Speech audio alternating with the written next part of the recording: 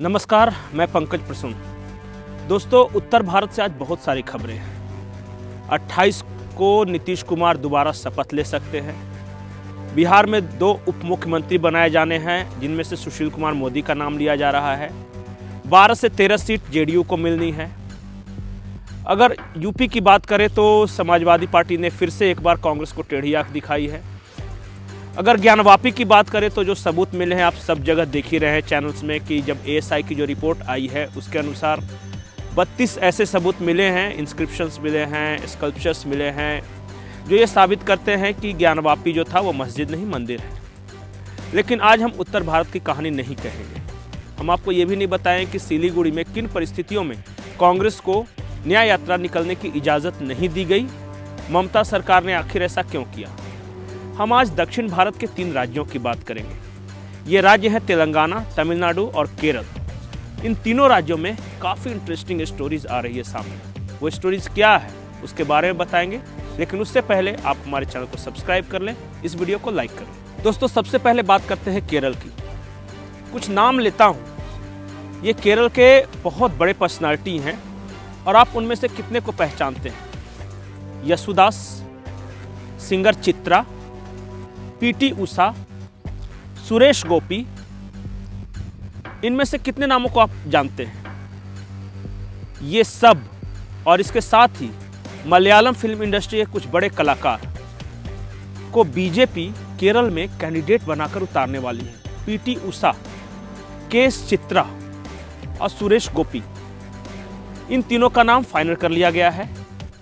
एक और सिंगर हैं जो बहुत फेमस है मलयालम में, उनका नाम फाइनल है। अभी फिलहाल नाम इसलिए नहीं बता रहा हूं क्योंकि अभी बातचीत चल रही है। इसके अलावा बीजेपी के जो पारंपरिक जो नेता हैं उन्हें उतारा जाएगा। कुल मिलाकर बीजेपी की कोशिश यह है कि केरला में अपने वोट शेयर को कैसे बढ़ाया जाए और इसके लिए सेलिब्रिटीज़ की मदद ली जा रही है। और मैंने पहले भी बताया था एक वीडियो में कि 5 ऐसी सीटें मार्क की गई है जहां पे बीजेपी अच्छा परफॉर्म कर सकती है। उसमें तिरुवनंतपुरम की सीट एक है, त्रिशूर की सीट है और भी 2-4 सीटें हैं जिनके बारे में कहा जा रहा है कि बीजेपी अगर मेहनत करे तो जीत सकती है। एके एंटोनी वाली जो सीट है वो है, सुरेश गोपी वाली सीट है, वो लगातार दूसरे नंबर पे आ रहे हैं। तो 5 सीट को टारगेट लेकर बीजेपी चल रही है और इन सेलिब्रिटीज़ के टिकट देने से बीजेपी के प्रोस्पेक्ट्स पर क्या फ़र्क पड़ेगा। इसके अलावा बीजेपी ने केरल में एक कोशिश की है, एक नया कैंपेन चलाया है और वो ये है कि चर्चेज से के साथ कम्युनिकेट कैसे किया जाए, संवाद कैसे स्थापित किया जाए। और जो अलग अलग चर्च हैं उनके फादर्स जो हैं उनके साथ बीजेपी नेताओं की बैठक हुई है। प्रधानमंत्री मोदी ने कई दौर की बैठक खुद पर्सनली ली है। अमित शाह वहाँ गए हैं, जेपी नड्डा गए हैं, इनके साथ बातचीत चल रही है। ये सारे जो चल रहे हैं कि चर्चेज से बात करना, सेलिब्रिटीज उतारना, इन सब का केरल की राजनीति पर क्या असर पड़ेगा। क्या बीजेपी इस बार केरल में अपना खाता खोल सकेगी।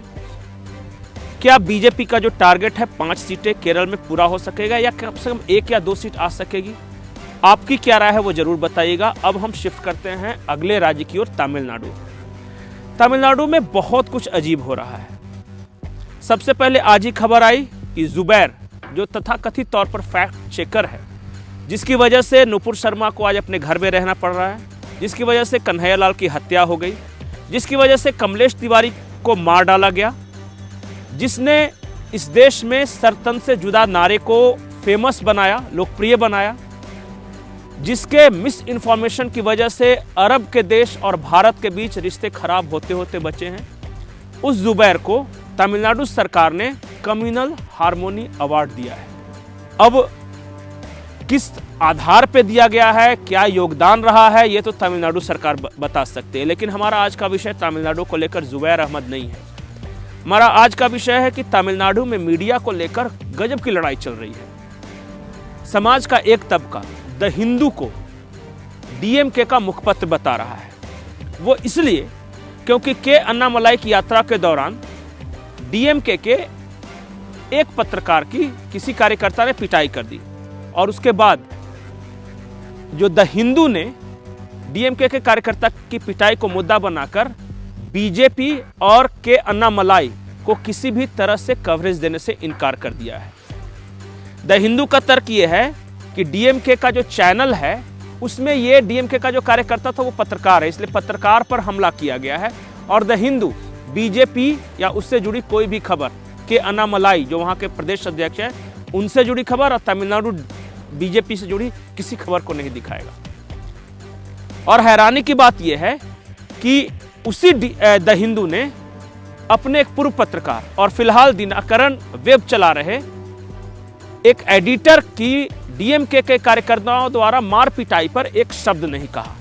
और इसे लेकर तमिलनाडु की सोसाइटी में काफ़ी द्वंद्व है। खुद जो द हिंदू से एसोसिएटेड और उसके बोर्ड ऑफ डायरेक्टर्स में शामिल रही मालिनी पार्थसारथी कहती हैं कि ऐसा द हिंदू हमने कभी नहीं देखा। द हिंदू अपने खबरों के लिए जाना जाता था, लेकिन आजकल वो डीएमके का मुखपत्र बन गया। ये हम नहीं कर रहे हैं, द हिंदू के बोर्ड ऑफ डायरेक्टर्स में शामिल पूर्व पत्रकार कह रही हैं। वो आज भी हैं, शेयर होल्डर है डीएमके की, और वो बता रही हैं इसे। पूरी तरह कब्जा डीएमके का है द हिंदू पर।